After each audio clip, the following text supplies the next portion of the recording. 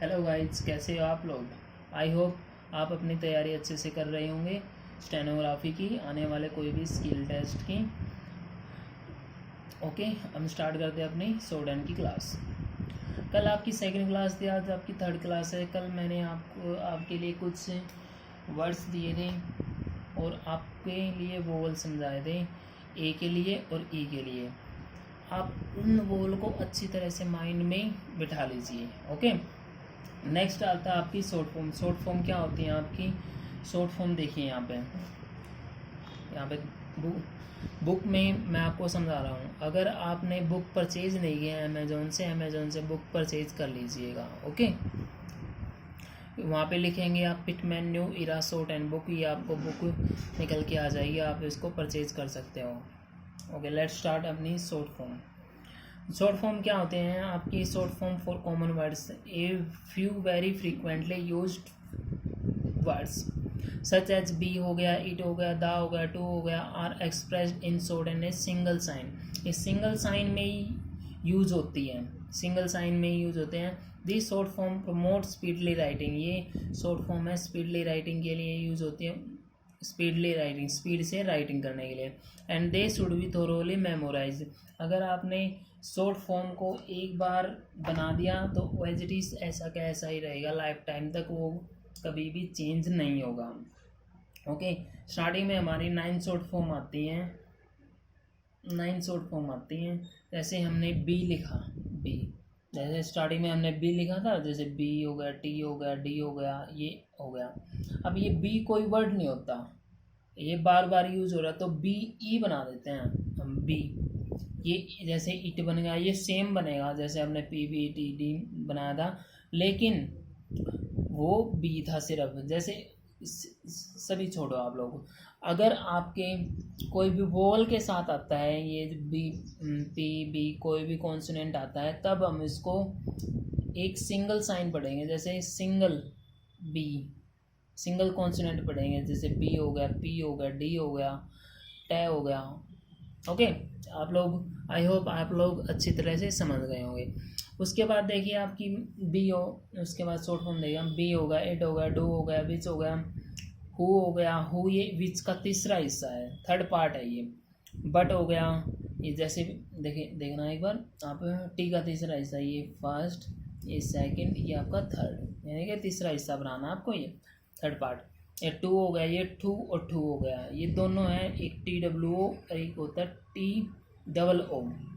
ये सेंस के अकॉर्डिंग आपको अपनी सेंस के अकॉर्डिंग वहाँ पे बनाना है। जैसे टू बॉयज, वहाँ पे टू ही लिखेंगे ना, टी डब्ल्यू ओ। जैसे टू थिक, टू थिक, वहाँ पे टू बनाएंगे हम।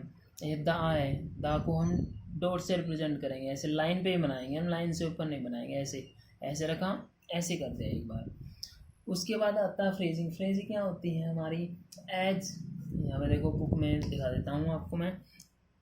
अगर आपने बुक नहीं परचेज किया था तो दोबारा बुक परचेज कर लीजिएगा। ओके, और वीडियो को लाइक कीजिए, और किसी भी कोई भी आप कुछ भी आपको समझ में नहीं आ रहा, आपकी कोई भी वोवल है, ज्वाइनिंग कॉन्सोनेंट है, वो आपकी शॉर्ट फॉर्म है, फ्रीजिंग है, तो आप कमेंट कीजिए, मैं हर कमेंट का आपको आंसर देने की कोशिश करूँगा। ओके, चलिए देखिए आप फ्रेजिंग।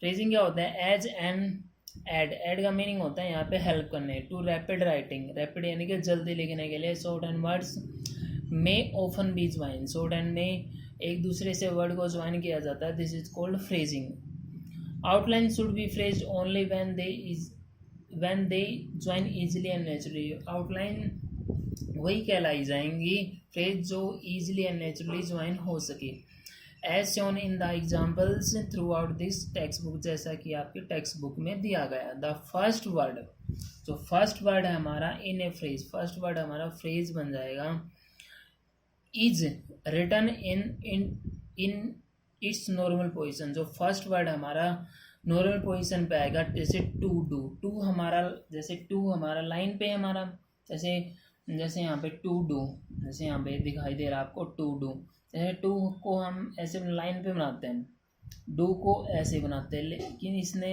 साफ साफ बोल दिया आपको टू पहला लाइन पे रहेगा नॉर्मल पोजिशन, सेकंड वाला हमारा नीचे आ जाएगा। साइकिल बनना है कहीं पे भी जाए, इधर जाए या इधर जाए।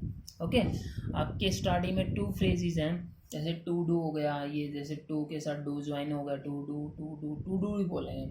अब यहाँ से बट के साथ which, but which, but which, but which, but which, but which, but which, but which, but which, but which, but which, ऐसे ऐसे देखिए। ओके, उसके बाद देखिए, उसके बाद एक इंटरेस्टिंग बात आ जाते हैं यहाँ पे। देखो ध्यान से समझना आप लोग, यहाँ से अगर आप, आई होप अच्छी तरह दिखाई दे रहा होगा आपको। A small tick at the end of a word represented the, इसने अगर एक ये दा होता है सिंबल, हमने लास्ट में पढ़ाया को, दा को ऐसे लिखेंगे। इसने बोला है अगर a small tick at the end of a word represent the, अगर एक स्मॉल टिक वर्ड के लास्ट में आ जाता तो द कहलाएगा। The tick is written either upward और डाउनवर्ड। आइदर होता है दोनों में से कोई भी आ सकता है, नाइदर होता है दोनों में से एक। ओके, ये आपकी ग्रामर से रिलेटेड है कुछ। The tick is written either upward or downward, whichever form the sharper angle, जहाँ पे भी आपका नुकीलापन बनेगा, but whether written upward, वहाँ पे भी upward और downward आएगा। Its angle to the line of writing is always the same। जो लाइन का जो एंगल है ना, वो हमेशा लाइन पे ही आएगा। देखो जैसे मैं आपको यहाँ पे समझाता हूँ, जैसे टू द, ये हमारा मैंने आपको बताया टू के साथ दा, ऐसे लास्ट में टिक आ जाएगा तो ये दा कहलाएगा। अगर सिंगल आ गया दा, ओनली सिंपल है दा, देखो यहाँ से ऐसे प्रैक्टिस करनी है आपको, ऐसे टू दा टू दा टू दा टू दा टू दा टू दा, ऐसे टू दा टू दा टू दा, ऐसे देखो ऐसे ऐसे ध्यान देखना आपको, ज़्यादा बड़ा नहीं बनाना है इसको। यहाँ से इधर ऐसे, इधर ऐसे ऐसे देखिए। सॉरी, आपके जैसे 40 या 50 प्रैक्टिस के लिए मैं वर्ड क्यों देता हूँ आपको।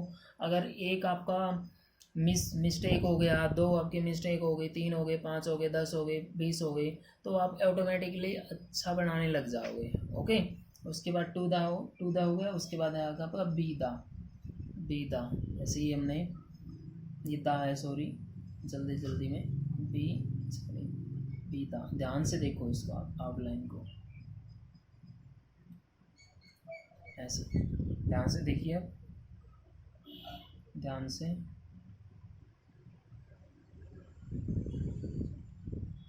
ऐसे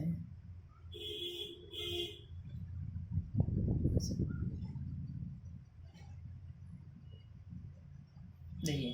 नेक्स्ट वर्ड आगे आप खुद कर सकते हो, डू दा, यहाँ पे हमने डू और दा, ऐसे डू दा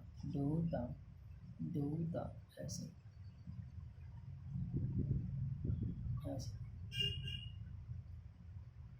डू दा ऐसे। उसके बाद है हमारा विच दा ऐसे।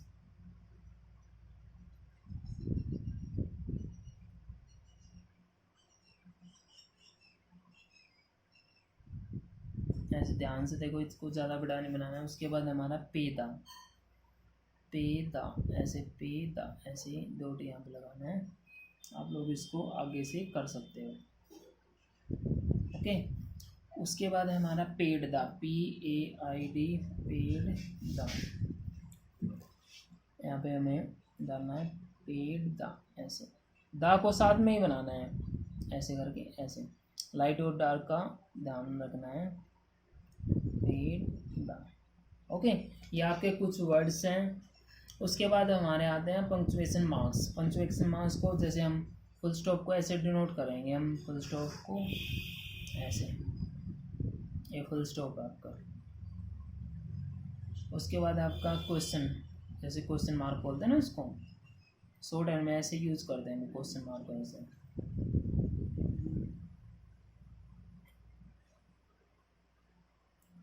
एक्सक्लेमेशन मार्क है, आप इसको 2 लाइन्स कर लेना। हाइपन हो गया, हाइपन ज़्यादा यूज़ करने की जरूरत नीड नहीं आपको, हाइपन ऐसे यूज़ होगा हाइपन। अब जो मैं बोल रहा हूँ आप सिर्फ वो देखिए। उसके बाद है हमारा डैश, DASH, ये यूज़ हो जाते हैं कभी कभार, ज़्यादा यूज़ नहीं होते, इसलिए आपको 2 लाइन्स के लिए मैं बोल रहा हूँ। उसके बाद है पैराइंथिसिस,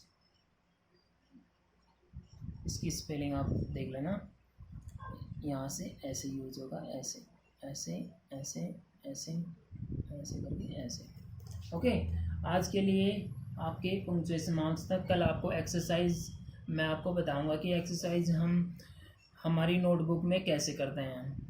आप सेशन को लाइक कीजिए, कमेंट कीजिए, अगर आपकी कोई भी प्रॉब्लम आती है तो आप कमेंट कीजिए और शेयर करना ना भूलें। Okay, have a good day, thank you very much.